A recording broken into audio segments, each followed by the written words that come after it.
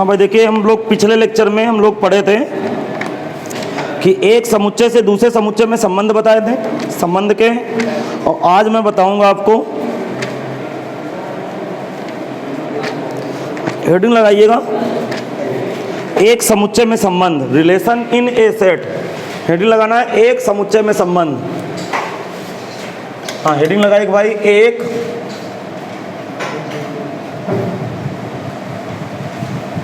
समुच्चय में संबंध, एक समुच्चय में संबंध।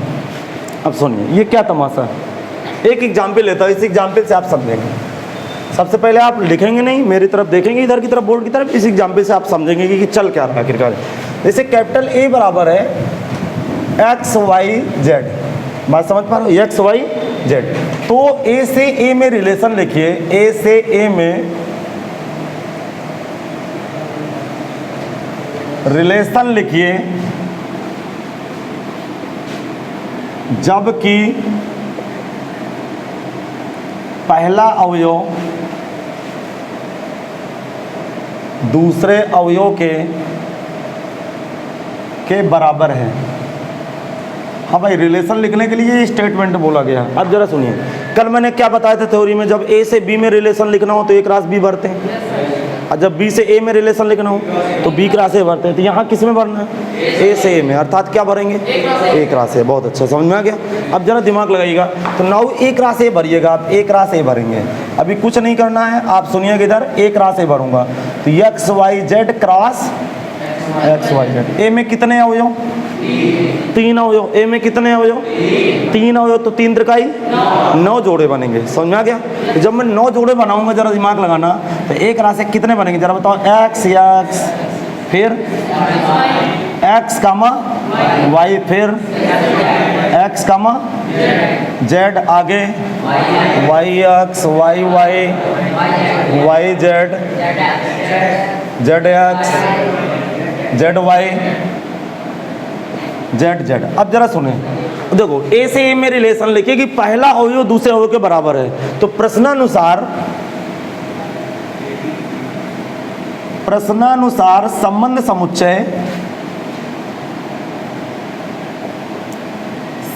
समुच्चय कैपिटल आर बताओ कौन कौन से मैं यहाँ पे पेयर उठाऊं जो कह रहा है पहला अवयव दूसरा अवयव के बराबर है, अर्थात एक्स एक्स, क्या लिखूंगा? एक्स एक्स, अगला वाई वाई, अगला जेड जेड, बाकी की छोड़ दूंगा क्या? तो सीखने को क्या मिला? आर सबसेट होगा किसका? नहीं समझ में आया? आगे समझ में? इसका मतलब इसको हम पढ़ेंगे इंग्लिश में रिलेशन इन ए सेट। क्या पढ़ेंगे? रिलेशन इन ए, अर्थात एक संबंध में, अर्थात एक समुच्चय में संबंध। इसका मतलब यदि कोई समुच्चय कैपिटल है और नॉन एम्प्टी सेट है, ध्यान से सुने भाई, मैं इसकी डिफिनेशन निकालूं फिर आप इसको कॉपी करिए, अभी कॉपी नहीं करना, जरा दिमाग लगाना। यदि कोई परिमित समुच्चय है या कोई परिमित समुच्चय ए है, परिमित होना चाहिए, नहीं फिर उधर गिनती नहीं। अच्छा छोड़िए, नॉन एम्प्टी बोल देते हैं। यदि कोई समुच्चय कैपिटल है, नॉन एम्प्टी सेट है, मतलब खाली ना हो। अरे खाली होगा तो एक राशि कैसे भरोगे? तब एक राशि के जितने सबसेट बना सकते हैं, एक राशि के जितने उप समुच्चय होंगे, वही एक समुच्चय से, एक समुच्चय में संबंध कहलाएगा, जिसे आर सबसेट एक राशि से व्यक्त करते हैं। इसका मतलब ये है क्या? जरा इसकी स्टैंडर्ड डिफरेंस लिखते हैं, यहाँ पे लिखता हूँ स्टैंडर्ड डिफरेंस, जरा सुनिएगा।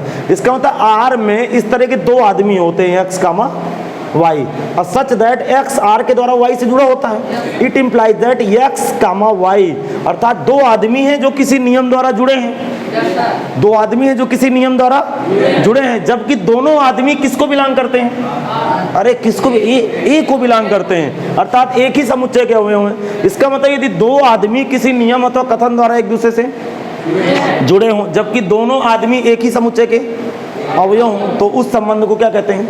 एक समुच्चय में संबंध कहते हैं। या टेक्निकल टर्म में क्या बोलेंगे? आर सबसेट एक राशि। मतलब आम भाषा में बोलेंगे हम लोग कि जब दो अवयव किसी नियम अथवा, या दो वस्तुएं किसी नियम अथवा, मतलब जिसे वस्तुओं को हम इंग्लिश में ऑब्जेक्ट पढ़ते हैं, कि अर्थात दो ऑब्जेक्ट हैं अपने पास जो किसी स्टेटमेंट द्वारा एक दूसरे से जुड़े हैं, जबकि दोनों ऑब्जेक्ट एक ही एलिमेंट, एक ही सेट के अवयव हो या एलिमेंट हो। तो क्या मैं लिखेंगे यदि कैपिटल ए आरिक्त समुच्चय है, यदि कैपिटल ए आरिक्त समुच्चय है, यदि कैपिटल ए यदि कैपिटल ए आरिक्त समुच्चय है तब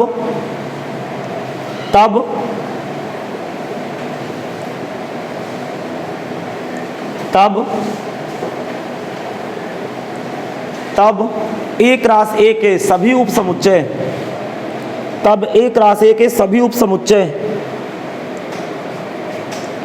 तब A क्रॉस A के सभी उप समुच्चय तब A क्रॉस A के सभी उप समुच्चय एक समुच्चय में संबंध कहलाता है। एक समुच्चय से एक समुच्चय में संबंध कहलाता है। एक समुच्चय में संबंध कहलाता है। तब A क्रॉस A के सभी उप समुच्चय एक समुच्चय में संबंध कहलाता है, जिसे R सबसेट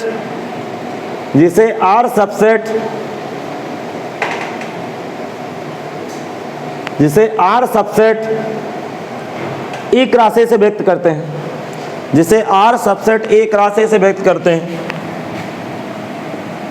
जिसे R subset A cross A से व्यक्त करते हैं।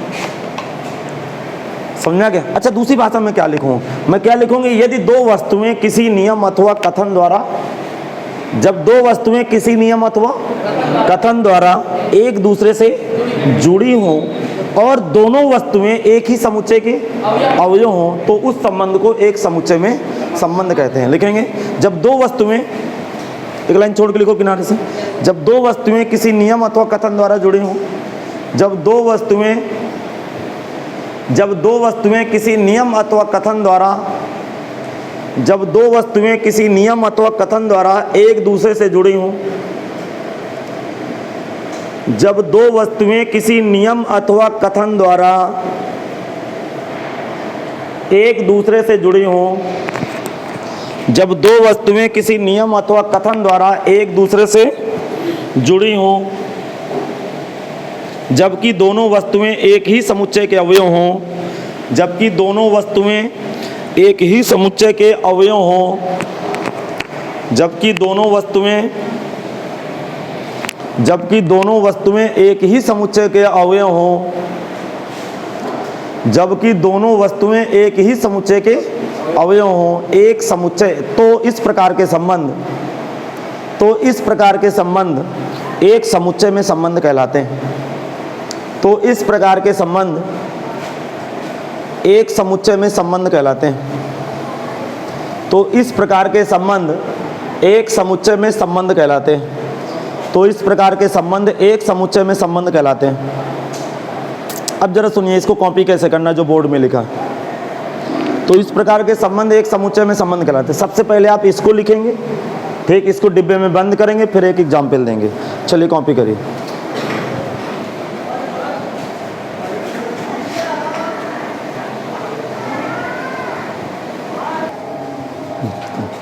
अच्छा, एक कॉन्सेप्ट और सीखें। हटाऊं, मैं इसको इरेज करूं? हटा दो ना भाई, जो ना लिख पाए हो तो अभी कॉपी कर लेते। हाँ, नोट क्या लिखना है? नोट लिखिएगा भाई। एक समुच्चय में संबंध को, एक समुच्चय में संबंध, एक समुच्चय में संबंध को द्विआधारी, बोल रहा हूँ इंग्लिश में बोल रहा हूँ, द्विआधारी, इंग्लिश से बाइनरी रिलेशन, द्विआधारी संबंध या बाइनरी रिलेशन कहते हैं। बाइनरी रिलेशन कहते हैं। लिख गया भाई?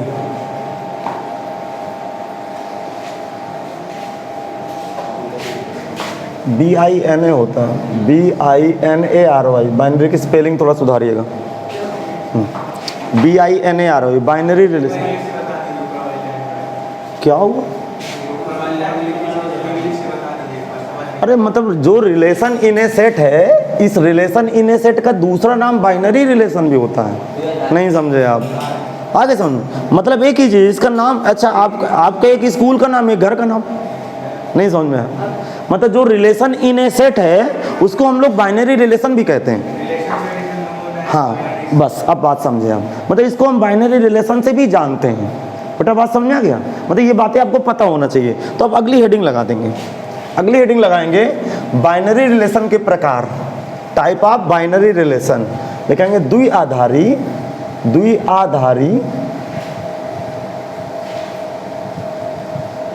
संबंध के प्रकार, type of binary relation, type of binary relation.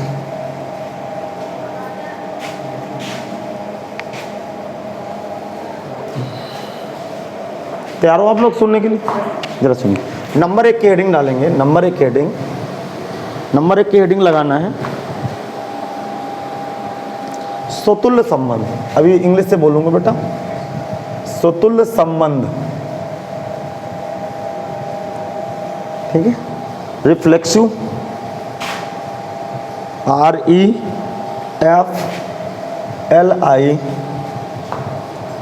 REFLEXI होता है, LEXI, रिफ्लेक्सिव रिलेशन, ठीक है भाई।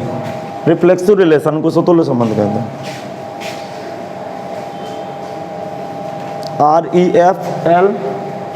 REFLEXIV, ठीक है ना, रिफ्लेक्सिव रिलेशन। ये होता क्या है? पहली बात तो एक लोगो लगा हुआ है, type of binary relation. Binary relation की परिभाषा क्या होती है कि दो ऑब्जेक्ट होंगे, दो वस्तुएं होंगी जो किसी नियमित कथन द्वारा एक दूसरे से जुड़ी होंगी। और शर्त क्या होती है? दोनों एलिमेंट मतलब दोनों वस्तुएं एक ही समुच्चय के अवयव। इसका मतलब ये स्वतुल्य में भी यही कहानी पड़ेगी, मतलब स्वतुल्य में भी यही कहानी बनेगी। अब स्वतुल्य है क्या? जरा दिमाग लगाएगा। स्वतुल्य ये है कि यदि कोई सेट लिखा है x, y such that x relation x, it implies that x relation x। इसका मतलब क्या, जरा समझने की कोशिश करें। और मैं दूसरी भाषा में थोड़ा सा लिख रहा हूँ। पहली बात तो इसकी परिभाषा क्या है? यदि x का संबंध y से है तो वही संबंध x का स्वयं से हो जाए। जो संबंध x का y से है वही रिलेशन x का स्वयं से निकला। ऐसा दुनिया में हो सकता है कोई रिलेशन? है, बहुत बात समझना, ठीक है। अच्छा दिमाग लगाएंगे, दिमाग लगाएंगे। बोल रहा हूँ आगे, जहां एक बात क्या लिखूं, जहां x, y belongs to a, अर्थात जो दोनों वस्तुएं हैं वो एक सेट को क्या करेंगी? यदि एक सेट को बिलोंग नहीं करेंगी तो इसका ऑपरेशन हो जाएगा, क्योंकि बाइनरी रिलेशन में तो एक शर्त है यार कि दोनों एलिमेंट एक सेट पे रहना चाहिए। अब जरा दिमाग लगे, आखिरकार ये कैसे हो गया? ये क्या है? ये क्या बता रहे हैं सर जी आप? मैं ये बता रहा हूं कि यदि x, y belongs to r है तब x x का पेयर बनने लगे। यदि x y लिखा हुआ है r में तो x स्वयं से जुड़ जाए तो इस प्रकार के संबंध को हम क्या कहते हैं? रिफ्लेक्सिव रिलेशन कहते हैं। इसका मतलब क्या, जरा सुनिए, ये इसकी स्टैंडर्ड डिफिनेशन आ गई। अब मैं एक एग्जाम्पल देता हूँ, कि एक प्लेन के ऊपर, प्लेन का मतलब समतल, प्लेन का मतलब समतल, एक समतल के ऊपर मैंने दो लाइन खींची, एक का नाम x रखा, एक का नाम। अब बताइए ये दोनों लाइनें एक प्लेन के ऊपर खींची हुई कि प्लेन अलग अलग है? समतल एक है कि अलग अलग है? एक है। तो क्या एक ही परिवार में नहीं रहते? अरे एक ही सेट को बिलोंग करते हैं कि नहीं, क्योंकि एक ही समतल में रहते हैं लोग। इसका मतलब x पैरेलल y है, अर्थात x y के पैरेलल है, समांतर है, तब x स्वयं के भी समांतर होगा। नहीं आया समझ? और जो ये दो लाइनें खींची है वही तो बेटा रिलेशन है, अर्थात x का रिलेशन y से किस प्रकार है कि x y के पैरेलल है तो x स्वयं के समांतर होगी। तो इस प्रकार के बकवास को हम क्या बोलते हैं? Reflexive relation. अब भी नहीं समझ में? अब जरा दिमाग लगाते हैं, देखें 5 यदि 5 के बराबर है, ये बराबर, ये जो बीच में बराबर का चिन्ह है वो रिलेशन है। तो 5 5 के बराबर है तो 5 स्वयं के भी बराबर। कुछ चीजें बड़ा अजीब लगेंगी थोड़ा सा सुनने में। 5 किसके बराबर है? तो 5 स्वयं के भी बराबर। कोई संख्या स्वयं के बराबर होती है ना? अरे न तो स्वयं से बड़ी होती ना तो स्वयं से छोटी होती, स्वयं के बराबर तो बैठ ही जाएगी। इसका मतलब एक बात तो क्लियर होगी, जो संबंध x का, सुनना इधर, जो संबंध x का y के साथ है वही संबंध x का स्वयं के साथ हो जाए तो इस प्रकार के संबंध। हाँ, लेकिन एक शर्त है कि x तथा y एक ही समुच्चय के अवयव। लिखें, जो संबंध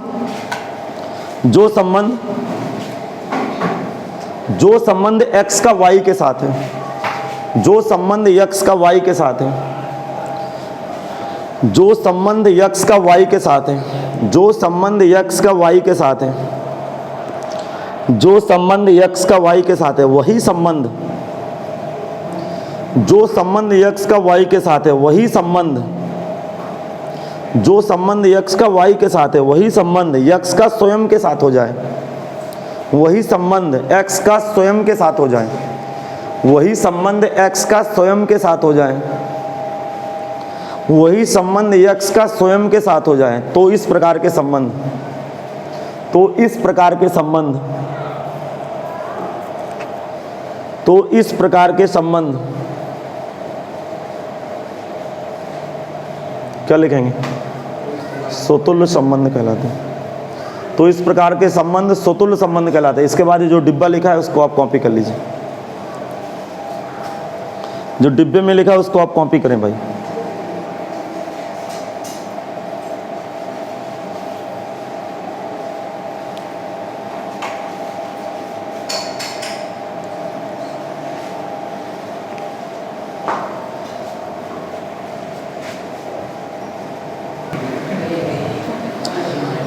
हाँ, सब लोग एग्जाम्पल लगाएं, एग्जाम्पल लगाएंगे, लिखेंगे एग्जाम्पल नंबर 1 लिखेंगे। एक ही समतल पर स्थित, एक ही समतल पर स्थित,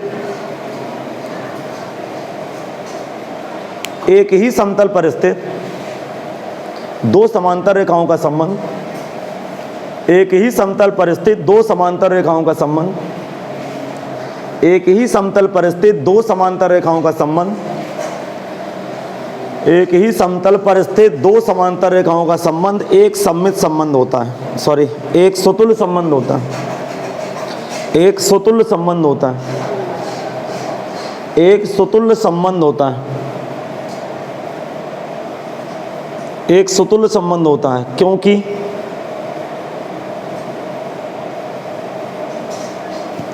अब इसके बाद आप ये चित्र छोटा सा बना लीजिए, मतलब मैंने रीजन दिया ना क्योंकि लिखा हो, बिकॉज ये हो क्या रहा भाई, यदि x समांतर y it implies that x समांतर x। क्या बेटा समझ में नहीं आएगा? मैंने क्या लिखा है, यदि x y के पैरेलल है तो x स्वयं के भी पैरेलल बैठेगी। इसका मतलब मैंने एक शब्द क्यों लिखा है, एक ही समतल पर क्यों इनको स्थित किया? अरे मैंने शुरुआत में एक शब्द लिखा है, एक ही प्लेन पे दोनों हैं ये रेखाएं, मैंने ऐसा क्यों लिखा है, अलग अलग प्लेन में क्यों नहीं रखा?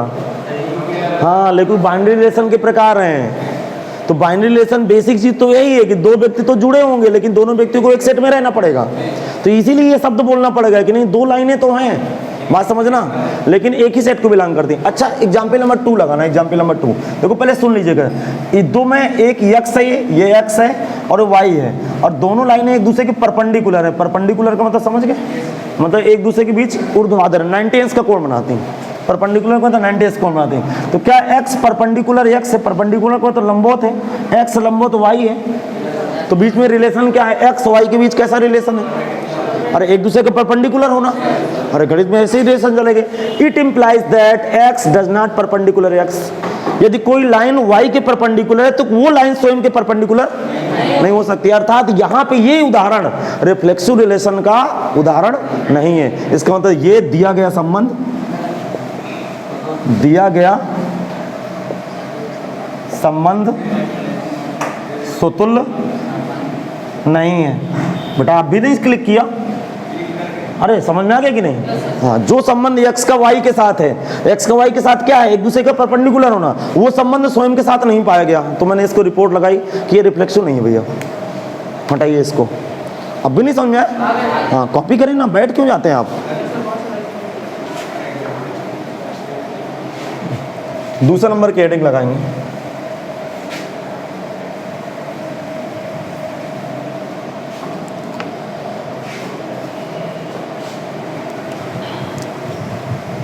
दूसरे नंबर की हेडिंग लगाना है सममित संबंध, सिमेट्रिक, सिमेट्रिक रिलेशन।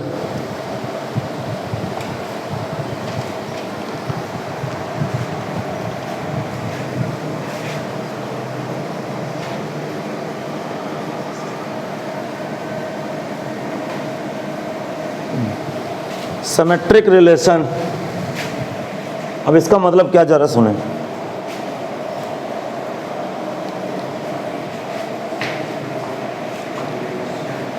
बोलो, देखो अब जरा इधर सुनिएगा, यदि x relation y it imply that y relation x। अभी सब समझाता हूँ। जहाँ x comma y belongs to a, ये ऐसे लिख सकते हैं, x comma y belong r को करता हूँ तो y x अर्थात पेयर उल्टा होके फिर बिलोंग r को कर जाए, तो इस तरह के रिलेशन सिमेट्रिक होते हैं। अभी समझाता हूँ ये मैं क्या बोल गया।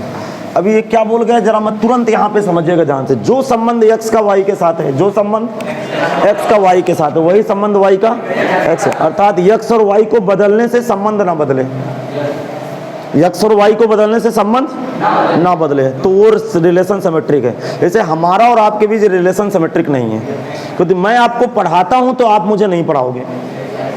पिता पुत्र का संबंध सिमेट्रिक, यदि पहला आदमी अर्थात x पिता है y का, तो y कैसे पिता हो जाएगा x का?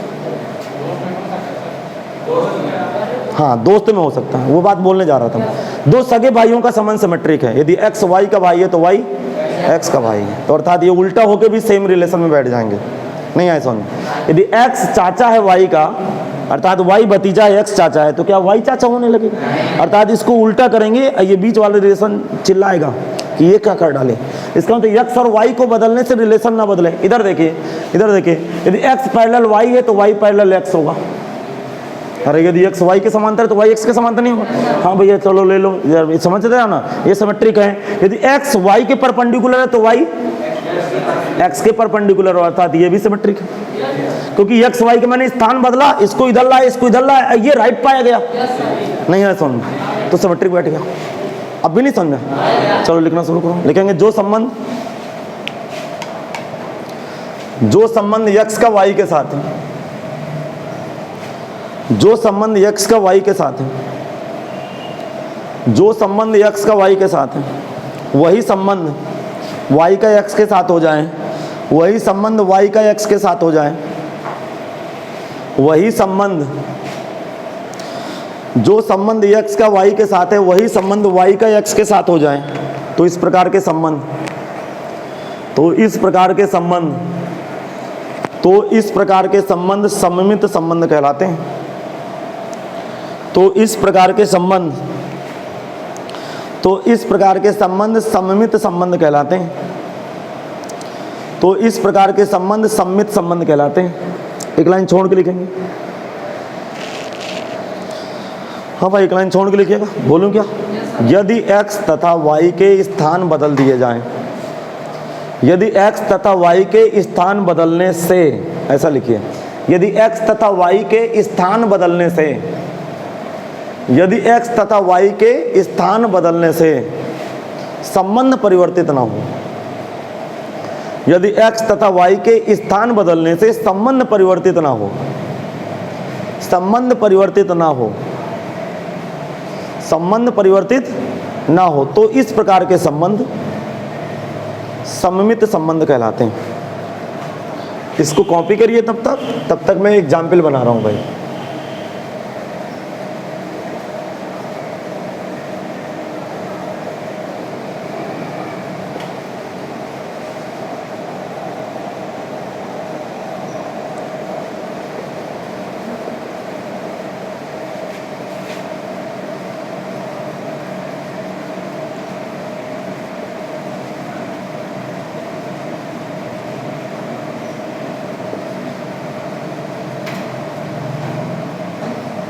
समझ गए ना भाई?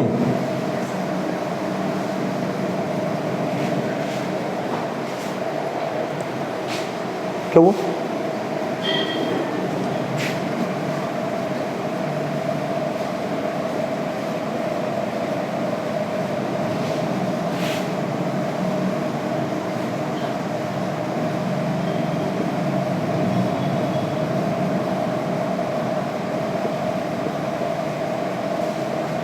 अच्छा, एग्जाम्पल नंबर 3 देखिए, इधर देखिए, थोड़ा सा देख लीजिए, थोड़ा सा। 8 बड़ा है 3 से, 8 बड़ा है 3 से, तब 3 देखो, तब 3 बड़ा नहीं होगा किसे? 8 से, अर्थात इसको काटना पड़ गया। अरे एक्स वाई का स्थान बदला, तो एक्स वाई एक्स इधर लाया, मतलब 3 को इधर लाया, 8 को इधर लाया, तो ये चिन्ह गलत पाया गया। चिन्ह गलत पाने का मतलब काट देंगे, तो दिया गया संबंध सममित नहीं। बेटा समझ में नहीं आया क्या? हाँ जी। इनमें एक्स वाई के स्थान बदलने से ये बीच वाला सही पाया गया तो सम्मित है, बीच वाला गलत पाया गया, सम्मित नहीं।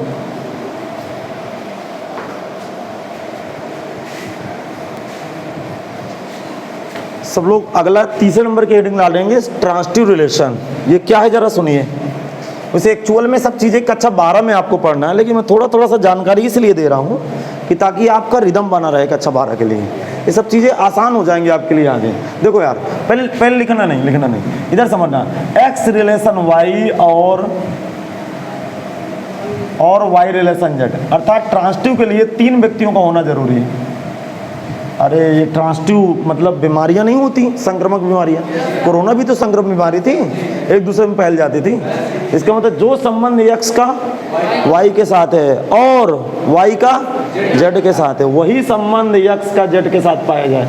अर्थात पहला आदमी तीसरे आदमी को जोड़ दे। बात समझ में आ गया? तो इस प्रकार के संबंध, बात समझना, संक्रामक संबंध कहलाते हैं। इसका मतलब जहाँ जहाँ एक बात जरूर लिखेंगे, जहाँ X comma Y comma Z belongs to A, अर्थात तीनों व्यक्ति एक सेट में रहेंगे नहीं। बाइनरी के प्रकार कैसे हो गए? बात समझ में आ गया? इसका मतलब या करके आप कैसे लिख सकते हो, मतलब X comma Y belongs to R, और बोलो Y comma Z belongs to R. It implies that, क्या निकल के आ जाए, X comma Z belongs to R, जहाँ सुनिएगा, जहाँ X Y Z belongs to A. इसका मतलब क्या है, जो संबंध एक्स का वाई के साथ है और वाई का वही संबंध एक्स का जेड के साथ आ जाए, तो इस प्रकार के संबंध संक्रामक या ट्रांसिटिव रिलेशन कहते हैं। ये बात तो समझ में आ गई? अब जरा बहुत ध्यान से सुनना। जैसे हम कहेंगे कि यक्स, ध्यान सुनना, एक्स पिता है, मतलब एक्स पिता है वाई का और वाई पिता है जेड का। बात समझ में आ गया? ये कुछ ऐसे समझते हैं, ऐसे बात समझ। मतलब एक्स पुत्र है वाई का, तो यक्स का पापा वाई है और वाई का पापा, तो यक्स का जेड कौन लगेगा, नाती। तो मतलब जो संबंध यक्स का वाई के साथ है वही संबंध वाई का जेड के साथ है, लेकिन वही संबंध यक्स का जेड के साथ नहीं पाया गया, अर्थात जो पिता पुत्र का रिलेशन है वो ट्रांसिटिव नहीं। अब भी आपको समझ में नहीं आया? बात समझ में आ गया? मतलब आप बात समझिए, आप अपने पापा के साथ रिलेशन बनाए हैं और पापा अपने पापा के साथ रिलेशन बनाए हैं, तो पापा के पापा आपके कौन लगे, दादा लगे। अब ये क्लिक किया कि नहीं? इसका मतलब ये जो रिलेशन है बीच वाला पिता वाला, वो जब आगे बढ़ा देते हैं तो ट्रांसिटिव नहीं पाया गया, रिलेशन ही गड़बड़ सड़बड़ हो गया। अब भी नहीं समझ में आया? अच्छा, एग्जाम्पल नंबर 1 लगाता हूँ। एग्जाम्पल नंबर 1, यदि एक्स पैरेलल वाई, मतलब 3 रेखाएं खींचता हूँ, 3 रेखाएं। सुनना जरा सुनिएगा। एक्स लाइन है, एक लाइन वाई है और एक लाइन जेड है। यदि सुनना, एक्स पैरेलल वाई और वाई पैरेलल जेड, तब एक्स पैरेलल जेड पाया गया भाई। यदि एक्स वाई के समांतर है वाई, तो 100% पहली रेखा तीसरी के भी समांतर है, अतः संबंध संक्रामक है। बोलो बेटा, नहीं आया समझ? एग्जाम्पल नंबर 2 लगाता हूँ। 2, ध्यान सुनना, ध्यान से, बहुत ध्यान से सुनिएगा। बोलूँ क्या मैं? मतलब 8 बड़ा है 3 से, बात समझ रहा हूँ। 8 बड़ा है 5 से और 5 बड़ा है 3 से, तब 8 बड़ा होगा 3 से। ये भी ट्रांसिटिव बैठ गया। अच्छा, कोई उदाहरण दे जो ट्रांसिटिव ना बैठे। मुझे कोई ऐसा उदाहरण है जो ट्रांसिटिव ना बैठे। बस वही लेना पड़ेगा कि 3 दोस्तों का संबंध। ये भी तीन दोस्तों का संबंध भी संक्रामक नहीं कह सकते आप। पहले तो एक शर्त है कि तीनों दोस्तों को एक सेट में रहना पड़ेगा, मतलब तीनों दोस्त एक घर में एक कमरा ले लेके रहेगा, उसमें रहें भाई। अब समझिए, पहला आदमी दूसरे का दोस्त है और दूसरा आदमी तीसरे का दोस्त है, तो जरूरी नहीं है कि पहला आदमी तीसरे को जानता हो। अरे आप एक दूसरे के दोस्त हो कि नहीं? भाई साहब के जो दोस्त होंगे जरूरी थोड़ा है कि जानता ही हो। अब भी नहीं समझ में आया? इसका मतलब एक बात तो क्लियर होगी कि जो दोस्तों का संबंध है वो ट्रांसिटिव नहीं है। बात समझ में आ गया? अच्छा, एक उदाहरण और दे लेता हूँ। ये और ये कुछ ऐसी लाइनें बना दिया है, ये इधर एक्स है, इधर वाई, इधर जेड है। एक्स परपेंडिकुलर वाई और वाई परपेंडिकुलर जेड, तब x does not perpendicular Z. ये देखिए पकड़ में आ गया। यदि x y के लंबवत है, y z के लंबवत है, तब x z के लंबवत नहीं हो सकती। इसका मतलब ये संबंध ट्रांजिटिव नहीं। अब भी बेटा समझ नहीं आया, संक्रामक नहीं। लिखो, चल लिखेंगे जो संबंध। लिखना शुरू करें। देखो लिखने का तरीका पहले सुन लो। पहले मैं 2 लाइन बोलूंगा, उसको लिखोगे, इसके बाद ये छापोगे, फिर ये छापोगे। समझ में आ गया?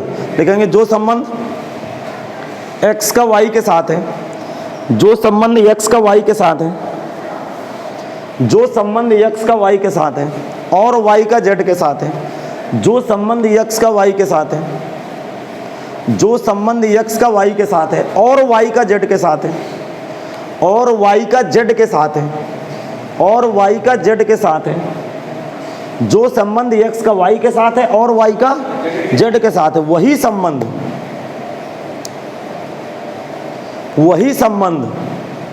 x का z के साथ हो, वही संबंध x का z के साथ हो,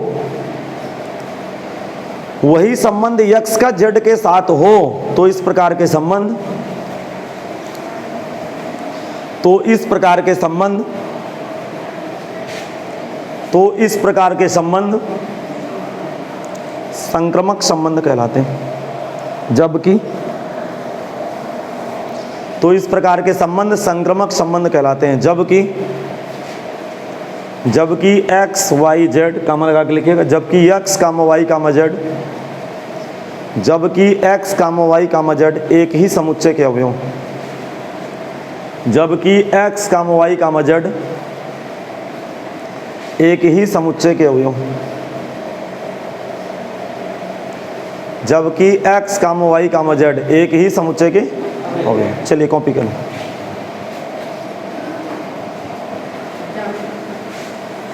पहले ये कॉपी करिएगा इधर, जो डिफिनेशन लिखेंगे फिर बाद में लिखेंगे NCERT। लिखे भाई, NCERT एक्सरसाइज 2.2, एक्सरसाइज 2.2। अब ये पहला क्वेश्चन क्या कह रहा है भाई? पहला क्वेश्चन कह रहा है कैपिटल A बराबर 1 2 3 डॉट डॉट 14, ठीक। और क्वेश्चन में एक व्यक्ति की डिमांड है कि कैपिटल R बराबर x कामा y, सुनो भाई, x comma y such that 3x minus का y बराबर 0, जहां x comma y belongs to A। तो A का संबंध लिखिए तथा इसका प्रांत और परिसर लिखिए। बता रहा हूं भाई, व्यक्ति की डिमांड क्या है कि इसका रिलेशन भरो, और रिलेशन भरने के बाद इसका डोमेन और रेंज भी लिखिए। इसका डोमेन और रेंज भी मांगा जा रहा है भाई।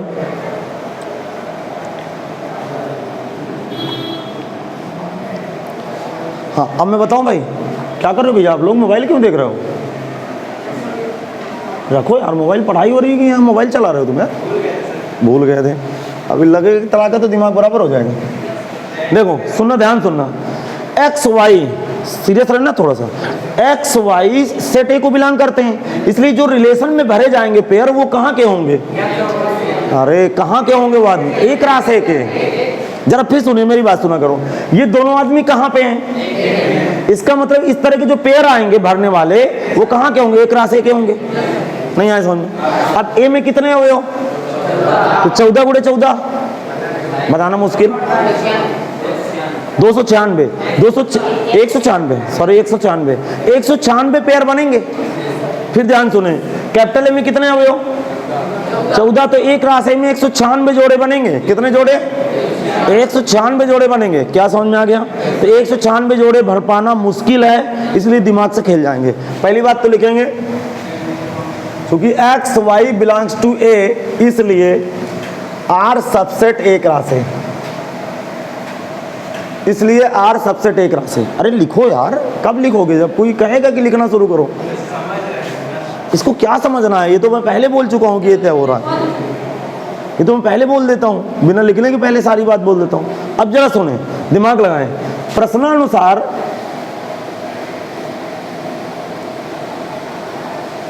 प्रश्नानुसार संबंध समुच्चय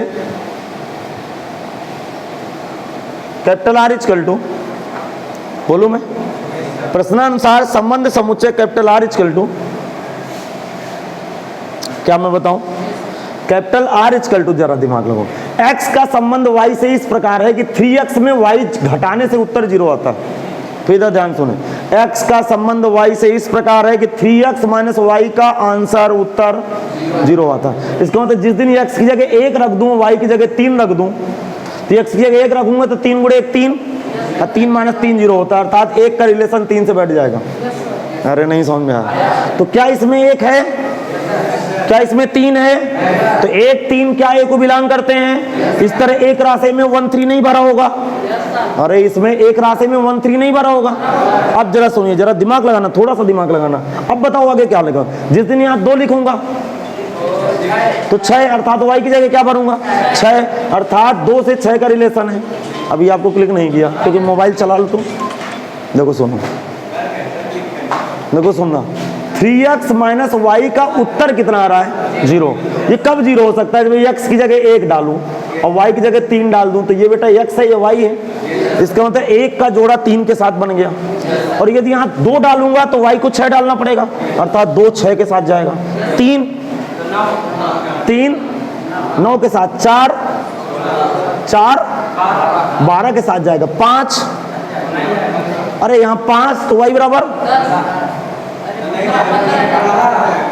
ये 5 डालूंगा तो 15, अब y इसमें 15 है नहीं, इसका मतलब इसकी सांसें टूट गई, खत्म हो गया रिलेशन। अब भी नहीं समझ में आया? लिख लीजिए, फिर समझाऊं? अरे समझ में नहीं आया? मतलब खत्म हो गया, सांसें टूटने में मतलब खत्म। इसका मतलब आगे इसको 5 देना पड़ेगा, 5 देना पड़ेगा तो y कब खुश होगा? जब 15 देंगे। अब y 15 हो नहीं सकता क्योंकि 14 तक तो सेट दिए।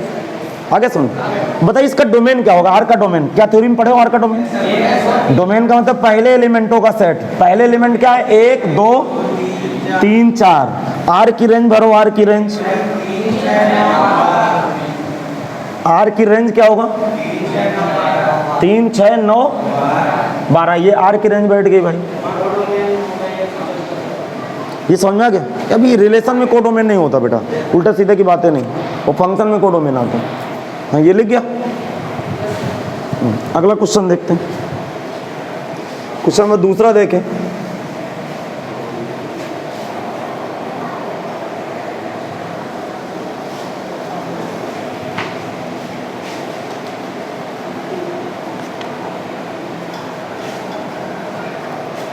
क्या मैं बताऊं? देखो क्वेश्चन में दूसरा क्या है कि x r बराबर x comma y such that y बराबर x प्लस 5 कामा x संख्या 4 से कम प्राकृतिक है, प्राकृतिक है। अब जरा दिमाग लगाना, करा इसको रोस्टर रूप में लिखे, आगे सब एक और लिखा है जहां x और y, जहां x comma y belong natural.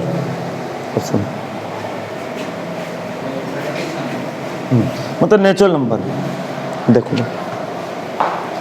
x का संबंध y से किस प्रकार है कि y का मान x प्लस 5 के बराबर।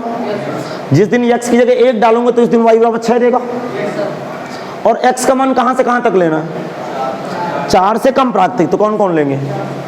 प्राकृतिक संख्या कहां से शुरू होती है? मुश्किल है बताना, किसी 6 7 8 के लड़के से पूछ ले।